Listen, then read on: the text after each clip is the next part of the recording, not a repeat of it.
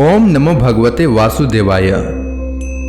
एकादशी तिथि का हमारे सनातन हिंदू धर्म में विशेष महत्व होता है। यह दिन जगत के पालनहार भगवान विष्णु को समर्पित होता है। इस दिन भगवान विष्णु की पूजा करने, व्रत रखने तथा एकादशी व्रत का कथा का पाठ करने अथवा श्रवण करने से जीवन में आने वाली सभी प्रकार की विपत्तियों और संकटों का नाश होता है और हर मनोकामना पूर्ण होती है। साथ ही अनजाने में हुई पाप कर्मों से छुटकारा मिलता है। इस बार आश्विन शुक्ल पक्ष की एकादशी यानी पापांकुशा एकादशी व्रत 6 अक्टूबर को रखा जाएगा और पारण अगले दिन 7 अक्टूबर को सूर्योदय के बाद किया जाएगा। आइए श्रवण करते हैं पापांकुशा एकादशी व्रत कथा। धर्मराज युधिष्ठिर भगवान श्री कृष्ण से कहते हैं, हे भगवान, आश्विन शुक्ल पक्ष की एकादशी का क्या नाम है? अब आप कृपा करके इसके विधि तथा फल का वर्णन करें। भगवान श्री कृष्ण कहने लगे कि हे युधिष्ठिर, पापों का नाश करने वाली इस एकादशी का नाम पापांकुशा एकादशी है। हे राजन, इस दिन मनुष्य को विधि पूर्वक भगवान पद्मनाभ की पूजा करनी चाहिए। यह एकादशी मनुष्य को मनवांचित फल देकर स्वर्ग को प्राप्त कराने वाली है। मनुष्य को बहुत दिनों तक कठोर तपस्या से जो फल मिलता है वह फल भगवान गरुड़ ध्वज को नमस्कार करने से प्राप्त हो जाता है। जो मनुष्य अज्ञानवश अनेक पाप करते हैं परंतु हरि को नमस्कार करते हैं, वे नरक में नहीं जाते। विष्णु भगवान के नाम के कीर्तन मात्र से संसार के सब तीर्थों के पुण्य का फल मिल जाता है। जो मनुष्य श्रांग धनुषधारी भगवान विष्णु की शरण में जाता है उन्हें कभी भी यम यातना भोगनी नहीं पड़ती। जो मनुष्य वैष्णव होकर शिव की और सेव होकर विष्णु भगवान की निंदा करते हैं वे अवश्य नरकवासी होते हैं। सहस्त्रों पे और अश्वमेध यज्ञों से जो फल प्राप्त होता है वह एकादशी के व्रत के 16वें भाग के बराबर भी नहीं होता है। संसार में एकादशी के बराबर कोई पुण्य नहीं है। इसके बराबर पवित्र तीनों लोकों में कुछ भी नहीं है। इस एकादशी के बराबर कोई व्रत नहीं है। जब तक मनुष्य पद्मनाभ की एकादशी का व्रत नहीं करते हैं तब तक उनकी देह में पाप वास कर सकते हैं। हे राजेंद्र, यह एकादशी स्वर्ग, मोक्ष, आरोग्यता, सुंदर स्त्री तथा अन्न और धन सब कुछ देने वाली है।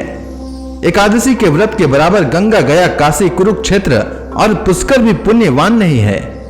हरिवासर तथा एकादशी का व्रत करने और जागरण करने से सहज ही मनुष्य विष्णु पद को प्राप्त होता है। हे युधिष्ठिर, इस व्रत को करने वाले 10 पीढ़ी मातृपक्ष, 10 पीढ़ी पितृपक्ष, 10 पीढ़ी स्त्री पक्ष तथा 10 पीढ़ी मित्र पक्ष का उद्धार कर देते हैं। वे दिव्य देह धारण कर चतुर्भुज रूप हो, पीतांबर पहने और हाथ में माला लेकर गरुड़ पर चढ़कर विष्णु लोक को जाते हैं। हे नृपोत्तम, बाल्यावस्था, युवावस्था और वृद्धावस्था में इस व्रत को करने से पापी मनुष्य भी दुर्गति को प्राप्त न होकर सद्गति को प्राप्त होता है। आश्विन मास के शुक्ल पक्ष की इस पापांकुशा एकादशी का व्रत जो मनुष्य करते हैं वे अंत समय में हरि लोक को प्राप्त होते हैं तथा समस्त पापों से मुक्त हो जाते हैं। सोना, तिल, भूमि, गौ, अन्न, जल, छत्री तथा जूती दान करने से मनुष्य यमराज को नहीं देखता। जो मनुष्य किसी प्रकार के पुण्य कर्म किए बिना जीवन के दिन व्यतीत करता है वह लोहार की भट्टी की तरह सांस लेता हुआ निर्जीव के समान ही है। निर्धन मनुष्यों को भी अपनी शक्ति के अनुसार दान करना चाहिए तथा धन वालों को सरोवर, बाग और मकान आदि बनवाकर दान करना चाहिए। ऐसे मनुष्यों को यम का द्वार नहीं देखना पड़ता तथा संसार में दीर्घ आयु होकर धनाढ़, कुलीन और रोग रहित रहते हैं। इसके बाद भगवान श्री कृष्ण ने कहा, हे राजन, जो आपने मुझसे पूछा वह सब मैंने आपको बतलाया। अब आपकी और क्या सुनने की इच्छा है? तब महाराज युधिष्ठिर कहते हैं कि हे भगवान, इस पापांकुशा एकादशी को किसने किया था?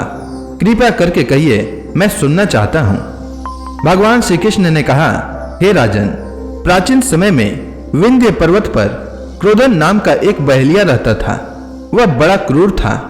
उसका सारा जीवन हिंसा, लूटपाट, मद्यपान और गलत संगति जैसे पाप कर्मों में बीता था। जब उसका अंतिम समय आया तब यमराज के दूत बहेलिये को लेने आए और यमराज ने बहेलिये से कहा कि कल तुम्हारा जीवन का अंतिम दिन है, हम तुम्हें कल लेने आएंगे। यह बात सुनकर बहेलिया बहुत भयभीत हो गया और महर्षि अंगिरा के आश्रम में पहुंचा और महर्षि अंगिरा के चरणों में गिरकर प्रार्थना करने लगा। हे ऋषिवर, मैंने जीवन भर अज्ञानतावश पाप कर्म ही किए हैं। कृपा कर मुझे कोई ऐसा उपाय बताइए जिससे मेरे सारे पाप मिट जाएं और मोक्ष की प्राप्ति हो जाए। उसके निवेदन पर महर्षि अंगिरा ने उसे आश्विन शुक्ल की पापांकुशा एकादशी का विधि पूर्वक व्रत करने को कहा।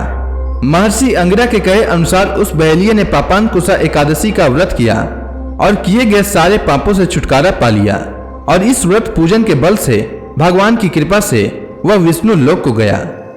जब यमराज के दूत ने इस चमत्कार को देखा तो वह हाथ मलते रह गए और बहेलिये को बिना लिए ही यमलोक वापस लौट गए। हे युधिष्ठिर, इससे बढ़कर मनुष्यों के लिए और कोई व्रत हो ही नहीं सकता, अतः मोक्ष की कामना करने वाले मनुष्यों को यह व्रत अवश्य करना चाहिए। तो इसी के साथ पापांकुशा एकादशी व्रत की कथा पूर्ण होती है। उम्मीद है आपको पापांकुशा एकादशी व्रत की कथा अच्छी लगी होगी। अगर आपको यह कथा अच्छी लगी हो तो कमेंट सेक्शन में ओम नमो भगवते वासुदेवाय लिखना न भूलें।